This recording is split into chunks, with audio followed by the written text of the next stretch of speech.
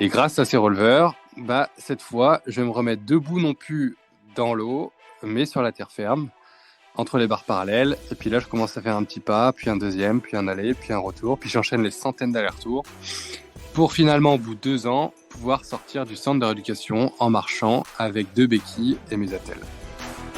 Bienvenue sur Tout un sport. Record du monde, Michael Phelps qui est en train d'écrire l'histoire. Vous l'avez fait les garçons. Vous êtes des géants. C'est la dernière mêlée. Allez, on touche. La libération est là. L'équipe de France est championne du monde. Et l'équipe de France championne olympique. Tommy Reiner.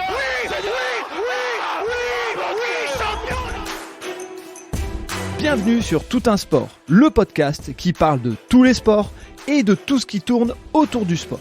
Tout un sport, c'est un épisode sport chaque vendredi matin sur votre plateforme d'écoute préférée.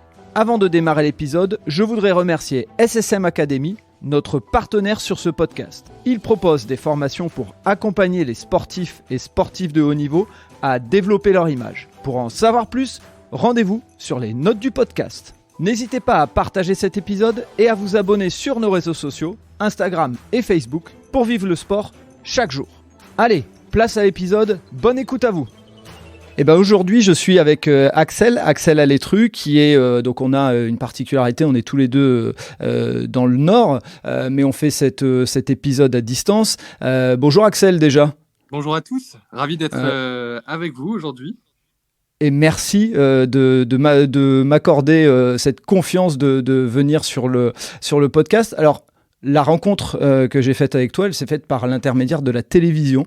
Un soir, on regardait Les pouvoirs extraordinaires du corps humain, émission que je regarde de temps en temps, voilà, parce qu'il y a certains thèmes qui me plaisent plus ou moins. Et là, j'avais vu une bande-annonce et il y avait un truc qui me tiltait sur les guérisons non expliquées, parce que je trouve que voilà, il y a un moment, il y a quelque chose de... donc pour ceux qui ne savent pas, hein, c'est une émission sur France Télévisions avec Michel Simès et Adriana Carambeu. Et puis dans cette émission, quand j'ai vu ton portrait... Le pouvoir du mental. J'ai dit c'est pas possible, enfin il y a un truc, et j'ai adoré le médecin qui a parlé, qui a expliqué. J'ai trouvé sa franchise, et ça j'aime bien, parce que des fois on a des scientifiques qui sont pas dans ce schéma. Lui a dit, je vais être honnête avec vous, je vais pas passer par 4 chemins, j'arrive pas à l'expliquer. Voilà. Et j'ai trouvé ça extra. Et puis après il y a toute ton histoire, et je vais pas trop en dire, je vais te laisser en parler, mais avant, c'est la tradition dans le podcast Allez Vas-y, on va faire ce fameux portrait chinois pour apprendre un peu à te connaître. Donc je rappelle pour ceux qui connaissent pas, je vais dire un mot, et puis Axel, tu diras celui qui te vient à l'esprit pour commencer à apprendre un peu à te connaître. Si je te dis un lieu, qu'est-ce que tu me dirais ? Alors, je sais pas si les gens connaissent Fairbanks. Ah, et c'est où, dis-moi ? C'est en Alaska, et je sais pas pourquoi, c'est la dernière ville avant de passer à l'Asie, et j'aimerais bien aller là-bas. C'est un truc de fou. D'accord. Ouais. Ok, il y a un rêve, et puis les gens comprendront mais ce que je vais dire après, mais je pense que tu vas pas te limiter dans l'idée de dire juste ça reste un rêve. Hein. Voilà, peut-être que ça deviendra une expédition. Si je te dis un plaisir gourmand, est-ce que tu es plutôt sucré ou salé ? Plutôt salé, je dirais tomate farcie. Ah, ok. Ouais. Si je te dis une passion ou un passe-temps ? La moto électrique. On en parlera vraiment. On en parlera vraiment dans le détail. Ça fait effectivement partie de ta vie, la moto, et puis voilà, on parlera de la suite. Et si je te demande une ou des personnes qui comptent, qui t'ont inspiré, une personnalité. Alors. Bon, voilà, les gens comprendront après, mais j'ai eu un accident, et c'est vrai que quand j'étais, alors c'était à l'époque, hein, mais quand j'étais à l'hôpital, Oscar Pistorius, avant qu'il ne fasse tout ce qu'il a fait, m'inspirait beaucoup sur le terme sportif. Donc D'accord. ça m'a énormément aidé, et moins après, mais avant qu'il soit, voilà, pour ceux qui ne savent pas, il a tué sa femme. Voilà. Mais il m'a énormément inspiré au début, quand il était encore aux Jeux Olympiques avec les valides, alors qu'il est double amputé de jambes. Ça m'avait beaucoup marqué, et ça m'a beaucoup aidé durant ma rééducation. Ouais, je peux comprendre. Et donc, on va justement faire le lien très rapide avec ton histoire. Et je vais te laisser nous expliquer ton histoire et nous raconter ce qui t'est arrivé et comment t'en as fait une force aujourd'hui. Alors, comment dire, je me décris souvent comme l'homme aux plusieurs vies. Pourquoi ? Parce que j'ai commencé par le BMX. J'ai pratiqué plusieurs sports, mais j'ai commencé par le BMX plusieurs fois champion du monde et champion d'Europe, très jeune. D'accord. J'avais un rêve depuis tout petit qui était de devenir pilote professionnel, mais mes parents n'avaient pas forcément les moyens. Et grâce au vélo, j'ai pu créer des opportunités et switcher mon vélo pour une moto afin d'intégrer une équipe de motocross. Et donc, j'ai commencé par le championnat régional, puis championnat de France, championnat d'Europe, championnat du monde, jusqu'à devenir vice-champion du monde junior et intégrer l'équipe KTM en Autriche et devenir pilote professionnel. Donc, c'était voilà, un rêve depuis tout petit. Mhm. Et, Et quand tu deviens pilote professionnel, je me permets, t'as quel âge à peu près? j'avais 17 ans, Ouais, 18 ans. ok. Ouais, Dans ces très eaux-là. précoce. Ouais. Oui, bah après, dans le monde du sport, c'est à peu près l'âge. Enfin voilà, quand tu commences à apprendre le haut niveau, 17, 18, 19, voilà, c'est à peu près l'âge, la moyenne. Ensuite, malheureusement, j'ai eu un accident. Tout s'est pas déroulé comme prévu. Voilà, comme je dis souvent, la vie est faite de bonnes ou mauvaises surprises. Et donc là, le 27 juin 2010, sur le Grand Prix de Lettonie, je chute et je perds l'usage de mes jambes. Donc en une fraction de seconde, je passe de pilote professionnel à personne handicapée. Et de là, tout de suite, les médecins me prédisent un fauteuil à vie. Malheureusement, je tombe pas forcément dans le meilleur des pays parce qu'à l'époque, je tombe en Lettonie.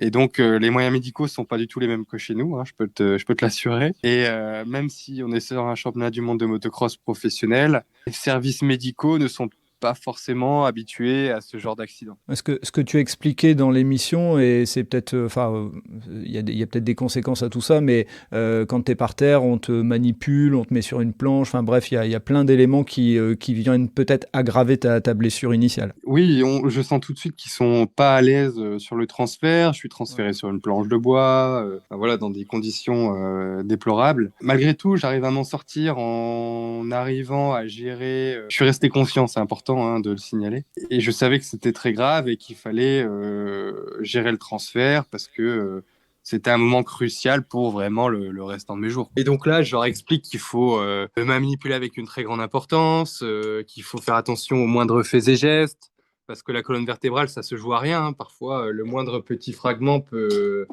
être dévastateur. Malgré tout, j'ai été j'ai été transféré sur une planche de bois, pas terrible, hein, parce que normalement c'est voilà un brancard, mais j'avais pas le choix. Donc de là après, j'ai été transféré dans une ambulance, encore une fois une ambulance des années 90 voire 80. Donc des conditions compliquées où mes parents ne pouvaient pas m'accompagner. Normalement, je devais être transporté en hélicoptère, mais ça n'a pas été possible parce qu'ils en avaient pas sur le circuit. Donc ça a été jusque l'hôpital, des conditions très précaires pour le transfert. Mais j'ai réussi malgré tout à limiter la casse, si je peux dire, jusqu'à l'hôpital. Ça a été quelque chose d'important parce que les routes en Lettonie, quand je dis route, c'est des trous, c'est des chemins, c'est des nids de poules, enfin c'est des conditions qui sont vraiment compliquées. Et arrivé là-bas, les médecins me disent que je dois repartir en radiologie pour établir un diagnostic précis de ma lésion. Encore une fois, je sens que le médecin n'est pas forcément habitué à ce genre d'accident. Je sens que voilà, les hôpitaux c'est pas comme chez nous.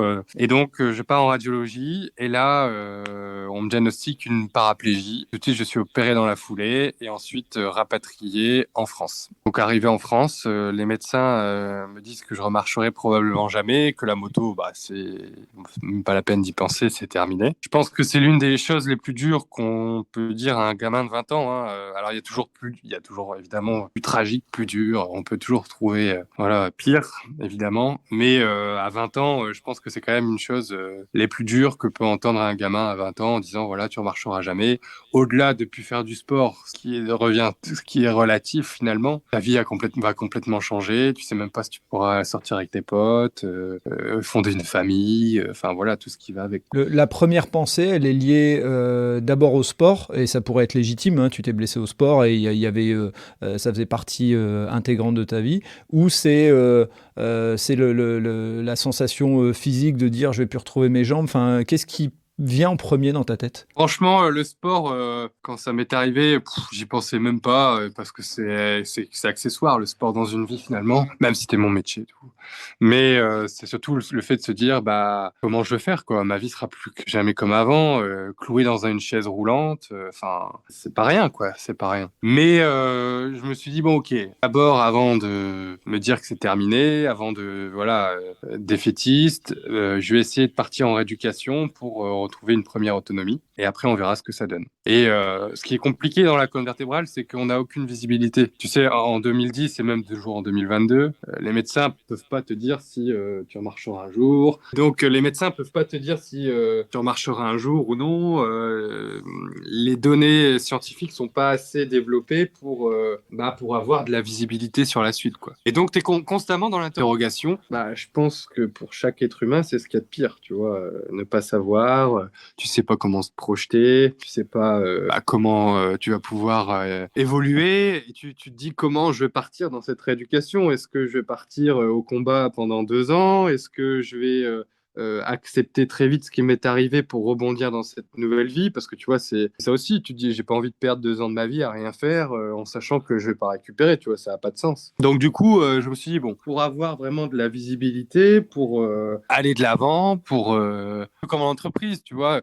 Souvent, je dis on a besoin d'une vision, d'une stratégie et de mettre en place tout ça. Organisation, stratégie, vision. Et moi, j'ai pris 2 ans de ma vie où je me suis dit, OK, pendant ces 2 ans, je vais faire le maximum pour essayer de récupérer. Et après, je ferai le bilan si j'accepte ou non ce qui m'est arrivé. Mais une chose est sûre, une chose importante, c'est que j'aurai pas de regrets pour la suite. Et pas avoir de regrets à 22 ans, c'est extrêmement important pour le reste de ses jours. Donc, je pars au combat. Au bout de quelques mois, j'ai les prémices de quelques petits muscles qui commencent à récupérer dans la cuisse de gauche, de droite. Puis une première victoire où j'arrive à me mettre debout dans l'eau. Ouais, ce qui est pas évident pour toutes les personnes qui ont un accident comme le tien. Peut-être que pour les valides, ça évoque pas grand-chose. Ouais. Parce que Bien sûr. debout dans l'eau, ça paraît hyper simple. Pour moi, mettre debout dans l'eau, c'était waouh. C'était waouh, un souffle d'espoir. C'était quelque chose qui me donnait envie de continuer à travailler. Je me disais que j'étais potentiellement sur la bonne voie. Malheureusement, les mois passent et je stagne et je ne récupère pas. Et là, je me dis, OK, au lieu d'attendre indéfiniment des muscles qui peut-être ne reviendront jamais, pourquoi pas essayer de pallier à ces muscles qui sont paralysés. Au lieu de subir le changement, pourquoi pas essayer de créer le changement, m'adapter face à cette situation. Parce qu'à un moment donné, je me suis dit, bon, je vais pas rester les bras croisés et attendre que, tu vois, que les muscles... voilà, à un moment donné, tu peux attendre toute ta vie. Hein. Les choses n'avanceront jamais. Et là, je me suis dit, bon, je vais créer des attelles pour tenir mes chevilles à 90 degrés. Et donc là, je contacte le père d'un ami d'enfance qui est orthoprothésiste. Il vient me voir au centre de rééducation et ensemble, on confectionne ce qu'on appelle des releveurs en carbone pour tenir mes chevilles à 90 degrés. Et grâce à ces releveurs, cette fois, je vais me remettre debout non plus dans l'eau, mais sur la terre ferme, entre les barres parallèles. Et puis là, je commence à faire un petit pas, puis un deuxième, puis un aller, puis un retour. Puis j'enchaîne les centaines d'allers-retours pour finalement, au bout de 2 ans, pouvoir sortir du centre de rééducation en marchant avec 2 béquilles et mes attelles. Et c'est des images qui sont impressionnantes. Et bon, il y en a sur ta vidéo YouTube et autres, sur ta chaîne YouTube, pardon. Donc les gens pourront aller voir, mais c'est vraiment impressionnant à voir. C'est sincèrement, waouh, ça. Moi, personnellement, quand j'ai vu ces images, c'est ce que je me suis dit, tout de suite, je vais sur LinkedIn, je vais voir si on peut échanger ensemble, parce qu'il y a quelque chose. Moi, j'ai une question par rapport à ces attelles. C'est quelque chose qui s'était déjà fait par le passé pour d'autres personnes qui avaient eu un accident similaire avec des situations comme les tiennes, ou c'est toi qui as pensé et puis vous avez créé ça avec la personne? Ces attelles existaient pour les personnes qui ont perdu ce qu'on appelle le muscle du releveur. Alors, pour que les gens puissent visualiser ce que c'est le muscle du releveur, c'est le muscle, vous pouvez le faire en live, hein, c'est de pouvoir relever votre cheville. Quand tu essayes de relever ta cheville, c'est ce muscle qui s'appelle le releveur, en fait. Il est devant ton péroné, tibia. Et à la base, il y a des gens qui perdent sur des maladies ou je sais pas ce releveur. Et donc pour le tenir, il y a des attelles qui tiennent ces chevilles à 80 degrés. Et moi je me suis dit, mais pourquoi pas essayer d'aller plus loin et que ces releveurs puissent me tenir cette fois en équilibre.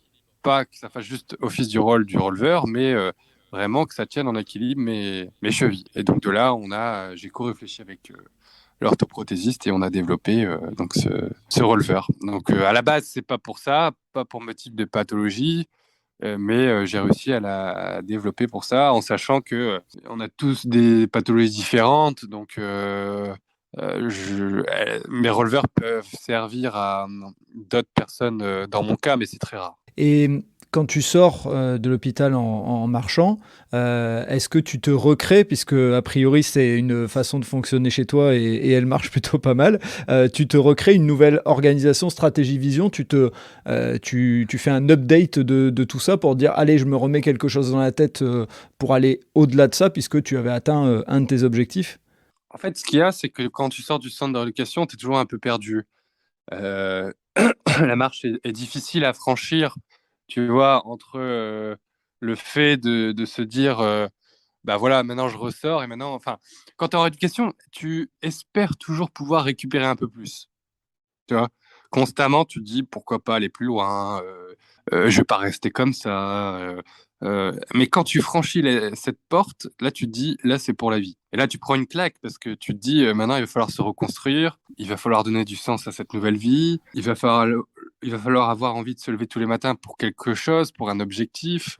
Et moi, je n'avais plus rien. Et là, je me suis dit, bon, qu'est-ce que je sais faire de mieux? Et je me suis dit, bah, pourquoi pas le sport? Et du coup, j'ai tapé sur Internet, YouTube, handisport et tout, et j'ai vu des vidéos, du coup, de Oscar Pistorius. Et quand je l'ai vu faire des finales avec les Valides, je me suis dit, mais waouh, moi aussi, malgré le handicap, je peux prouver que je peux devenir une nouvelle fois un champion, tu vois. Moi aussi, je peux prouver que malgré ce qui m'était arrivé, bah, je peux aller me relancer dans le sport. Et je me suis dit, bah, pourquoi pas la natation? La natation, j'aimais bien ce sport. Pourquoi? Parce que je me sentais libre dans l'eau, sensation de liberté. On voit d'abord un athlète dans l'eau parce qu'il n'y a pas de fauteuil roulant, il n'y a rien. Et après, le handicap, et non pas le handicap et après l'athlète. Et ça, c'était quelque chose d'important pour moi. Quand tu me vois nager dans l'eau, tu vois pas que j'ai un handicap. Tu crois que c'est invalide. Tu te dis, putain, il nage quand même pas mal. Et après, quand tu me vois sortir, je mets dans le fauteuil, il fait, ah ouais, putain, en plus, c'est en fauteuil, le mec, tu vois. Et ça, c'est quelque chose qui me plaisait énormément. Et je me suis dit, bah, du coup, pourquoi pas me relancer dans la natation handisport. Et donc, je me suis relancé dans la natte, dans l'objectif d'aller aux Jeux de Rio 2016. Waouh! Et donc ça, tu te fixes ça en 2011, c'est ça, si je me trompe pas? Alors oui, je commence déjà, ouais, à l'époque, à me lancer en, ouais. Alors que je suis encore en.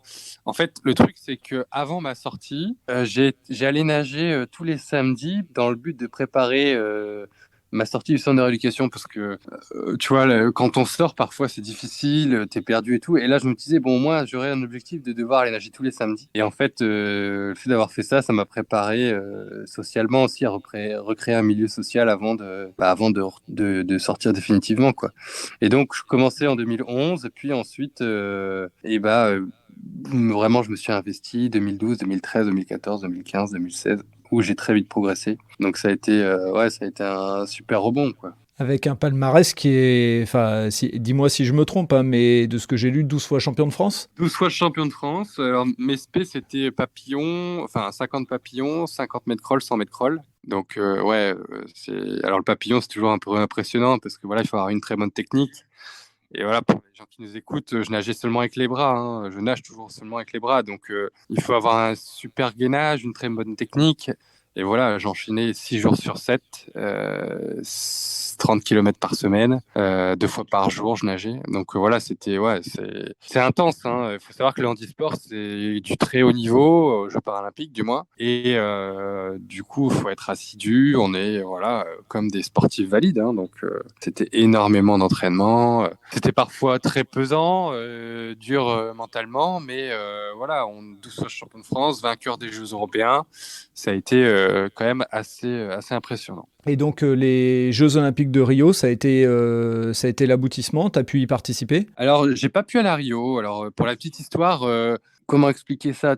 Dans le handisport, il y a différentes catégories selon notre type de handicap. Il y a une classification nationale, une classification internationale. Et moi, j'ai été changé de catégorie quelques mois avant les Jeux paralympiques de 2016. Et donc, malheureusement, je n'ai pas pu participer à Rio. Néanmoins, j'étais champion des European Master Games.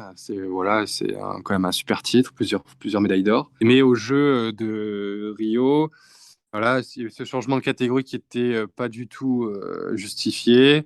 J'ai essayé de faire des recours, mais c'était trop juste. Malheureusement, le handisport, ça va bien au-delà du sport, les décisions. Et voilà, j'ai été mis dans une catégorie avec les gens qui ont juste un problème au niveau du bras.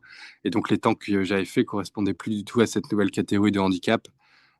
Concrètement, aux 50 mètres, je perdais déjà 7 secondes parce que je faisais des ondulations, des demi-tours, plongées, alors que moi, je saute dans l'eau, j'ai aucune propulsion. Donc voilà, il n'y a pas que moi qui a subi ce changement de catégorie, il y en a d'autres, voilà, c'est compliqué. Bah, je vais faire un clin d'œil à Christelle que j'ai interviewée sur le podcast qui est l'épisode 41 si je ne me trompe pas, qui est une championne de paracyclisme et elle a une jambe qui ne répond plus et en fait effectivement elle a subi la même chose que toi. Il y a certains moments dans certaines compétitions, elle se retrouve avec quelqu'un qui a un petit problème à la main. Sauf que quand en cyclisme, tu as deux jambes et l'autre personne n'en a qu'une seule, enfin voilà, elle vit la même chose que toi dans certaines compétitions et tu viens de le dire, ça va au-delà du sport, quoi. Enfin, il y a des moments où on se dit, mon Dieu, si les gens savaient à quel point tu dois t'investir pour aller jusque-là. Enfin, ces changements-là, je sais pas d'où ils viennent, je sais pas ce qu'il y a derrière, mais Bon, bon, c'est compliqué, c'est une machine un peu qui est assez grande, hein. C'est difficile C'est difficile, Ouais. il y en a qui sont avantagés, d'autres perdants, c'est tout. Mais en tout cas, j'ai appris de leçon, c'est que je me suis dit que le handisport n'était pas fait pour moi et que je voulais revenir avec les valides dans un sport dans lequel je pourrais faire comme Oscar Pistorius avec les valides. Donc voilà, ça a accéléré les choses finalement. Et on va faire une petite parenthèse, mais parce qu'on n'en a pas parlé, mais c'est vrai que dans la vidéo, enfin dans les pouvoirs extraordinaires du corps humain, on voit beaucoup tes parents autour de toi au moment où tu te bats pour réessayer de marcher. Les proches et l'entourage, ils aident dans cette reconstruction. Alors c'est effectivement quelque chose d'important. Comme je dis souvent, c'est un collectif, une rééducation. Évidemment, on est notre propre acteur de nous-mêmes. Hein. C'est pas quelqu'un qui va travailler notre place. Mais avoir un entourage positif, c'est hyper important. Avoir un entourage qui te dit que même si tu es en chaise roulante, c'est pas la fin du monde et que tu pourras continuer à faire énormément de choses, c'est très important mentalement. Et ils seront jamais à ma place, c'est sûr. Mais en tout cas, c'est mieux que d'avoir un entourage où des gens te disent t'es en fauteuil roulant mais ta vie est foutue, tu vois. Donc ça c'était quelque chose d'important. Après mes parents étaient effectivement présents beaucoup, après un peu moins parce que j'avais l'envie de me concentrer vraiment sur la rééducation, mais je pense que c'était dur aussi pour eux parce que tu veux tout donner pour ton enfant et malheureusement parfois tu es impuissant sur ces situations-là et tu es juste spectateur. Donc tu as beau regarder, tu regardes le spectacle et heureusement, à chaque fois, il y avait des étapes qui étaient concluantes et des étapes qui donnaient de l'espoir au fait de me remettre debout dans l'eau, entre les barres parallèles, donc ça donne envie. Mais parfois, il y a des moments qui sont difficiles, où il y a des périodes où on stagne, où là, c'est très, très, très long, quoi. Et après, on va reprendre ton parcours parce qu'il y a des choses à raconter derrière. Mais depuis, tu es devenu papa de 2 enfants, si je me trompe pas. Oui, exactement. Et c'est quoi le sentiment qui te vient en tête sur la manière, sur la façon dont ta vie a basculé au moment de cet accident? Est-ce que tu as l'impression que ta philosophie de vie, elle a changé et de ce fait-là, tu vas inculquer ça à tes enfants et tu vas leur donner une autre vision des choses? Oui, alors on vit tous dans un monde où les choses vont de plus en plus vite. On est dans une spirale infernale où les choses, tout accélère hein, dans tous les sens du terme. Et je pense qu'on prend pas forcément le temps de parfois se poser et de s'apprendre déjà à s'écouter soi. C'est quelque chose d'important. S'écouter soi, bien se connaître. Alors, des gens ne se connaissent pas, je pense, ou du moins essayent de refléter une image de soi qui n'est pas forcément la leur pour avoir envie de plaire à d'autres personnes, pour paraître quelqu'un de bien, quelqu'un de, je sais pas, qui est dans les rangs comme les autres, etc. Et moi, ce que j'ai appris, c'est que voilà, la vie peut basculer du jour au lendemain et que il faut vivre pour soi. Et j'étais déjà comme ça un peu avant. Hein. J'étais toujours été hors cadre, toujours vécu dans d'autres pays étrangers, d'autres cultures, etc. Avec le sport, etc. Tout ça. Et le fait voilà, d'avoir eu cet accident, ça a accéléré encore plus tout ça. Et je trouve que voilà, aujourd'hui, il faut vivre pour soi, pas pour les autres. Il y a des gens qui veulent absolument paraître à d'autres pour les amis, pour la famille, et font des choses qu'ils n'ont pas forcément envie de faire. Alors que la base de la vie de chaque être humain, c'est d'être heureux. Être heureux au fond de soi, c'est fondamental. Vivre l'instant présent. Et c'est des valeurs que j'essaye d'inculquer à mes enfants. Voilà, c'est pour moi la base. Donc aujourd'hui, c'est pas facile, hein, de toujours.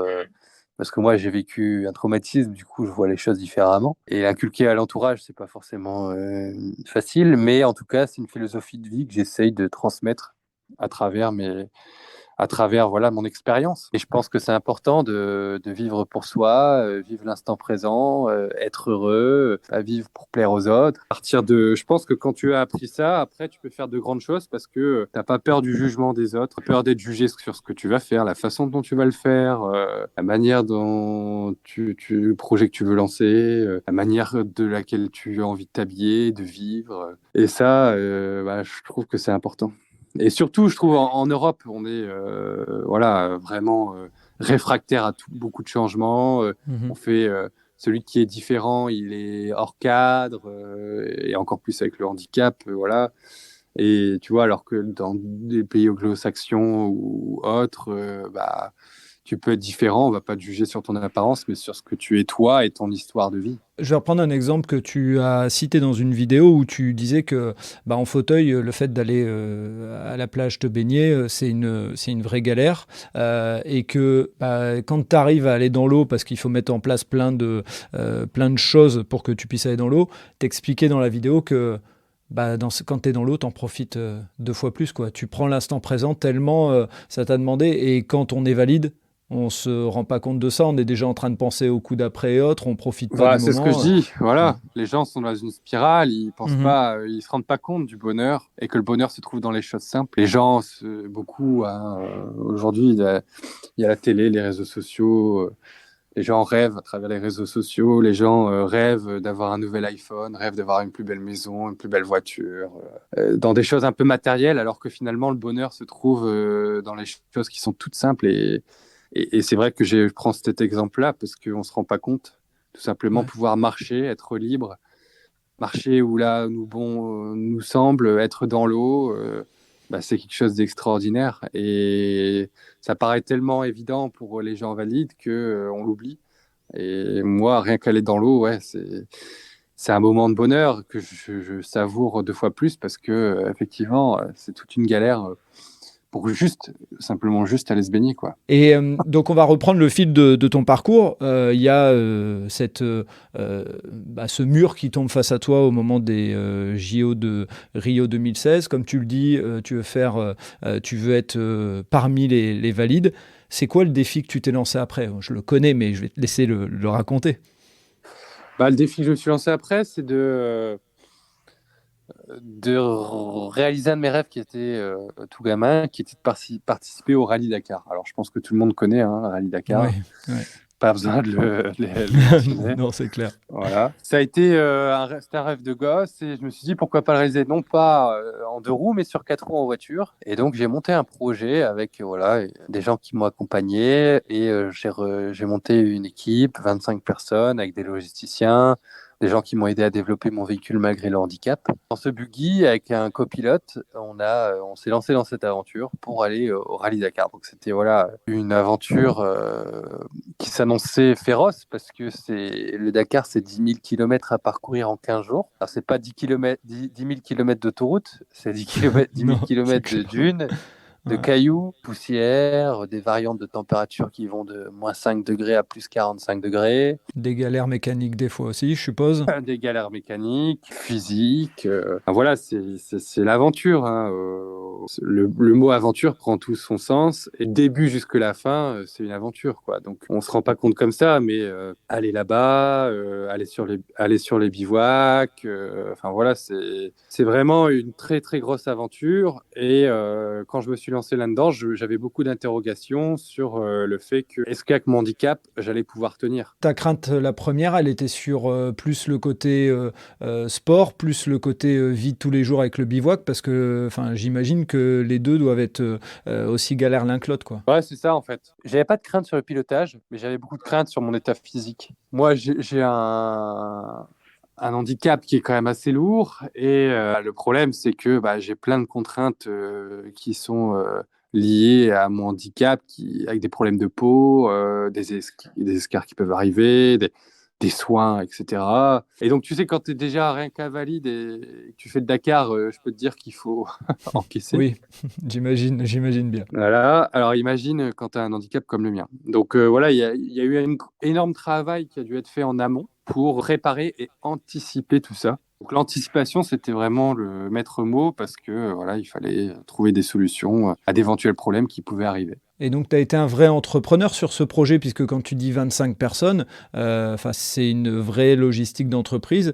Et je me permets de te couper là, sur ce moment-là, mais si tu as des sponsors qui t'ont soutenu et autres, et que tu veux les remercier de t'avoir permis de faire ça, parce que moi, je dis toujours, il n'y a pas de sport, il n'y a pas d'aventure s'il n'y a pas des gens qui viennent financer derrière. Donc, si tu as envie de citer un ou deux gros sponsors qui t'ont permis de réaliser ton rêve, n'hésite pas. Ouais, alors c'était pas que un ou deux. On était beaucoup. Ouais, j'imagine qu'il y en avait beaucoup, mais Il y en voilà. avait beaucoup. Ou au pire, on les mettra dans les notes du podcast. Mais en tout cas, voilà, je voulais le Non, souligner. mais c'est clair, c'était. Alors, je suis pilote à la Fédération française automobile, à la FFSA, où je fais partie de la Fédé qui m'aide avec une structure, leur association, la fédération, l'association, le club, à pouvoir accueillir nos partenaires, etc. Et c'est vrai que déjà, aller trouver les fonds, c'était quelque chose qui était compliqué. Et après, en fait, effectivement, j'étais moteur de ce projet et je devais gérer toute cette logistique, les gens qui allaient accompagner, la partie mécanique, tout ça. Alors après, c'est un peu complexe le système parce que, comment dire, il y a des gens qui travaillent toute l'année sur les véhicules où on va louer une structure à des gens qui font ça toute l'année et une autre partie où il y a des gens qui vont venir seulement ponctuellement là juste pour le Dakar, tu vois. Donc l'objectif c'est il y a des structures qui louent leur matériel, etc. Nous on va louer cette prestation et ce qui est compliqué, c'est de pouvoir imbriquer à la fois le staff qui eux louent la prestation et moi avec les gens qui vont m'accompagner pour que tout le monde s'entende bien, voilà. Donc il a vraiment fallu avoir un esprit d'équipe pour que tout soit coordonné, apprendre à revaloriser chaque membre de l'équipe pour qu'ils ne se sentent pas lésés. Et donc ça, c'était un gros travail effectivement parce que j'étais à la fois leader dans cette équipe, j'étais le pilote et quand j'étais pas là, il fallait apprendre à déléguer et à donner les responsabilités à d'autres personnes, quoi. Et tu as dû adapter le véhicule ou j'ai cru voir, alors après c'est peut-être pas sur cette aventure-là, mais où tu avais mis des semelles spéciales, etc. pour accélérer, donc tu pilotais avec tes jambes. Ça a été le cas là sur ce Dakar? Effectivement, j'ai roulé avec des pédales au niveau des pieds, même si j'ai aucune sensation dans les jambes. J'ai réussi à développer des pédales pour que je puisse accélérer et freiner sur un véhicule automatique. C'était l'objectif parce que rouler avec les commandos au volant pendant presque 12 heures, c'était mission impossible, hein. Clairement, rouler 12 heures en accélérant, freinant au volant, en sachant qu'il faut aussi manger, conduire, toucher le tableau de bord, boire, etc. Impossible. C'est possible, mais pour performer comme je voulais le performer, c'était pas possible. Et donc, du coup, on a dû trouver des solutions. On a aussi adapté un baquet pour que je puisse encaisser les chocs dans ma colonne vertébrale, un baquet thermoformé par rapport à mon handicap. Des solutions aussi pour que je puisse aider mon copilote, parce que mon copilote, lui, il est tout seul à changer les roues, mais c'est bien s'il a un coup de main. Donc voilà, pouvoir sortir facilement, mettre le cric, désensabler, etc. Et donc j'ai eu la chance d'avoir un copilote qui a vraiment accepté le challenge, parce que voilà, accepter de venir avec moi, c'était un défi, hein, une équipe handi-valide. Et voilà, on a fait un bon match parce qu'on a remporté le Dakar. Donc ça a été quelque chose d'extraordinaire. On a gagné notre catégorie devant les valides, hein. Je le dis pour les gens qui nous écoutent, il n'y a pas de catégorie handisport sur le Dakar. Et donc avoir gagné devant les valides, ça a été quelque chose d'extraordinaire. Et ça a été une première mondiale. Donc je deviens officiellement la première personne au monde handicapés à avoir gagné une catégorie sur le Dakar devant les valides. Donc ça a été l'accomplissement de beaucoup de préparation. Et encore une fois, tu sais, on avait nommé l'équipe #JePeux 2020. Et l'objectif, c'était de porter un message fort, démontrer que derrière l'impossible se cache toujours impossible. Voilà, tu vas démontrer que tu sois étudiant, entrepreneur, manager, mère au foyer, personne handicapée. On a tous des rêves, des ambitions au quotidien, hein, que ce soit personnel ou professionnel. Ça peut être des petits rêves, il n'y a pas de levier là-dessus, mais on a tous parfois un chemin qui est compliqué pour atteindre ces challenges. C'est normal, mais on a tous les ressources en nous pour y arriver. Ça, c'est extrêmement important de le savoir. Et donc, porter ce slogan jusqu'à l'arrivée et gagner, ça faisait énormément écho auprès du grand public. Et j'étais fier de pouvoir ramener ce slogan et voilà, partager ce message fort que rien n'est impossible. Et du coup, comme je dis souvent, quand j'étais sur ce podium, c'était 10 ans après mon accident. Donc, je repensais à l'accident et je repensais à la Lettonie. Et je me disais, bah putain, si le médecin là-bas m'avait dit qu'un jour j'allais gagner le Dakar sans l'usage de mes jambes, j'aurais été très loin d'y croire, quoi. On va peut-être citer aussi le nom de ton copilote, puisque François, oui. Il n'est pas vécu... français, hein, mais Ouais. François Béguin. Voilà. D'accord, ok. Il a vécu l'aventure avec toi. Effectivement. L'aventure avec moi, c'était quelque chose de extraordinaire. Ouais. Et pour essayer de respecter le timing qu'on s'est donné, c'est quoi l'avenir pour toi aujourd'hui ? Tu nous as parlé de moto, tu nous as parlé de moto électrique.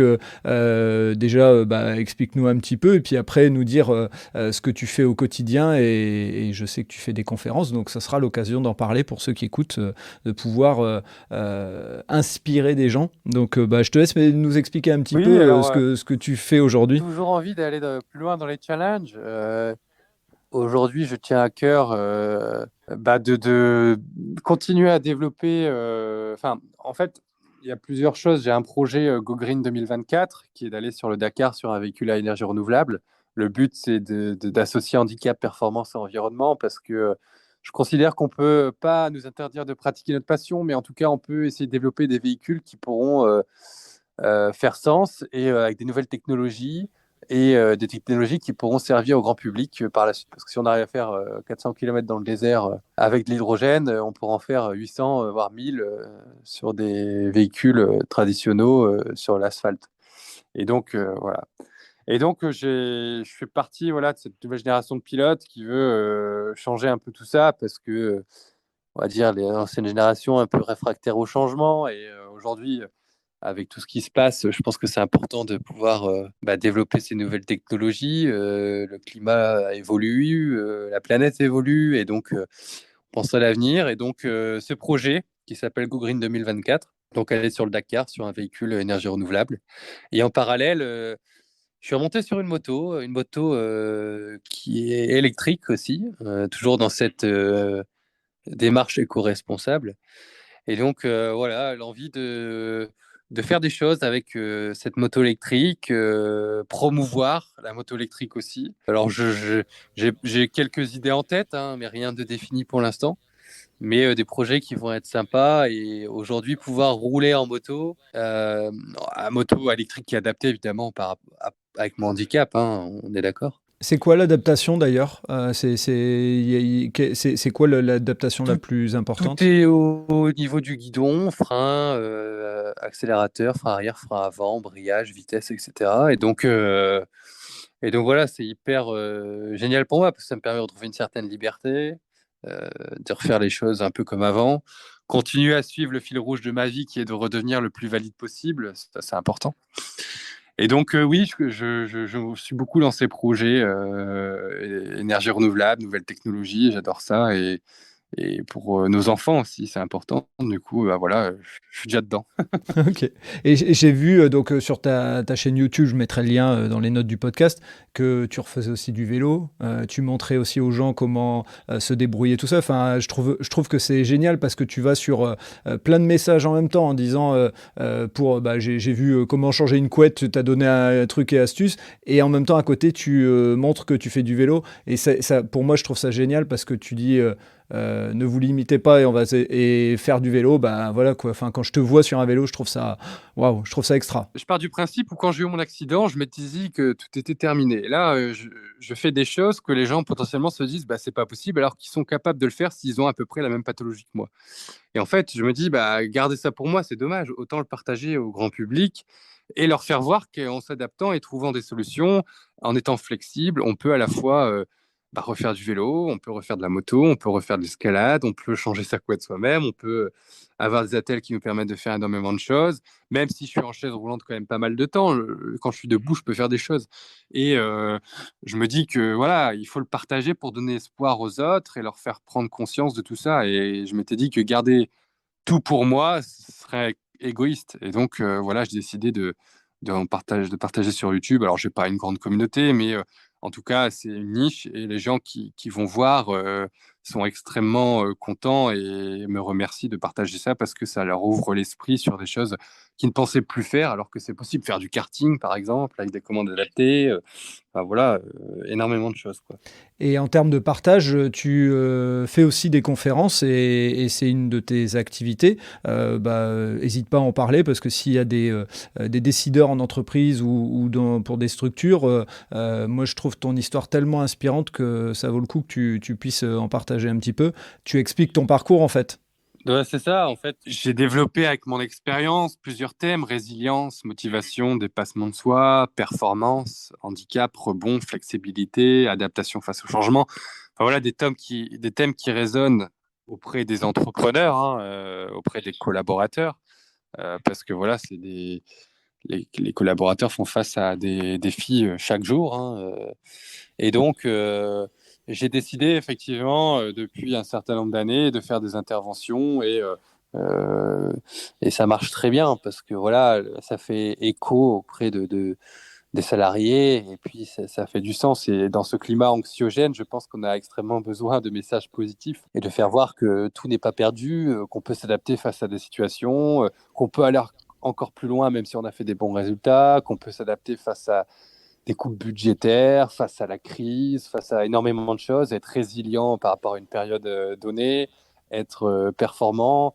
associer performance et handicap, c'est un sujet RSE important aussi. Donc voilà, beaucoup d'interventions. Alors moi, je suis bilingue avec mon parcours depuis tout petit à l'étranger, donc j'interviens beaucoup aussi à l'étranger, voilà, dans toutes sortes de structures, et c'est quelque chose qui me plaît énormément, quoi. Bravo, bravo. Et si je me trompe pas, il y a aussi un livre que les gens peuvent trouver à quel endroit sur ton site uniquement? Yes, j'ai écrit un petit bouquin qui s'appelle 28 principes pour rebondir. Alors, c'est pas une autobiographie, c'est un livre avec des tips, avec voilà, des principes où je donne je donne mes principes, je donne l'anecdote, et puis derrière, je dis aux gens, je leur donne la possibilité de pouvoir travailler cette anecdote. Donc, du coup, non, un livre qui est sympa et qui est pour les jeunes, les moins jeunes. Voilà, je sais qu'il plaît beaucoup, en tout cas. Et bah, c'est toujours dans l'objectif de partage, hein. Donc voilà, c'est dans la continuité de ce que je fais au quotidien, quoi. Le côté pratico-pratique, je trouve ça intéressant. C'est bien ce que tu proposes. Et donc pour ce livre, uniquement sur ton site internet, c'est ça? Non, sur Amazon, en Sur fait. Amazon aussi, Ouais, d'accord. voilà, Ok. sur Amazon, il est dispo sans Tac. problème. Ok. Écoute, on arrive presque au bout de ton podcast. Vu que c'est ton podcast, est-ce que tu as envie de rajouter, de partager un message, de parler d'un événement qui va arriver et qui te tient à cœur? Là, tu as parlé de Go Green. Peut-être que tu cherches des partenaires et s'il y en a qui veulent te contacter, comment ils font? Enfin bref, voilà, t'as Non, ton temps à toi. complètement. J'invite les gens à continuer ou pour ceux qui l'ont pas encore fait, me suivre sur Mhm. les réseaux sociaux, sur Instagram, sur LinkedIn, sur Facebook, Axel Alétru. Voilà, je partage énormément de choses, voilà, sur ma vie, sur des messages, sur mes challenges, et voilà, ça peut donner de l'inspiration, ça peut donner envie, et voilà, donc j'invite les gens à venir me suivre, et puis effectivement, toujours en recherche de partenaires pour les projets, donc voilà, et puis je sais que les gens parfois cherchent où me contacter, donc ils peuvent me contacter sur les réseaux, LinkedIn ou sur mon site internet assez facilement. Je peux être dispo, ou même pour des questions. Il y a des gens qui souhaitent poser des questions personnelles aussi. Je suis assez réactif, donc n'hésitez pas. Je peux que confirmer que sur LinkedIn, tu es réactif puisque je t'ai contacté et dans les 2 jours, je pense, tu m'as répondu et tout. Donc voilà, et c'est ce qui a fait naître cette interview. J'essaie de répondre à tout le monde. C'est parfois pas facile, je mets du temps, mais je réponds. Voilà. J'imagine. En tout cas, Axel, merci d'avoir fait confiance au podcast Allez Vas-y pour venir partager ton histoire. On fera en sorte de partager ça un maximum et merci pour l'inspiration que ça donne et le fait de vouloir le partager, comme tu le dis, et de ne pas le garder pour toi. Moi, je trouve ça génial. Voilà, avec plaisir. Merci Ravi. à toi. Allez, merci. Au plaisir. Au revoir à tous. Et voilà, c'est le coup de sifflet final. Fin de l'épisode. J'espère que vous avez apprécié cet échange et pour en savoir plus, rendez-vous sur les notes du podcast. Si vous avez aimé cet épisode, n'hésitez pas à vous abonner et surtout à laisser un commentaire et une note sur Apple Podcast ou mettez 5 étoiles sur Spotify. Ça aide à faire connaître le podcast. Vous aimez les podcasts ? Découvrez Allez Vas-y, notre podcast qui met en avant les personnes qui passent à l'action. Et n'oubliez pas, allez jeter un œil sur notre nouveau projet, Votre histoire est un cadeau, sur Instagram ou Facebook. Je vous donne rendez-vous vendredi matin pour un prochain épisode de Tout un sport et à très vite sur nos réseaux sociaux.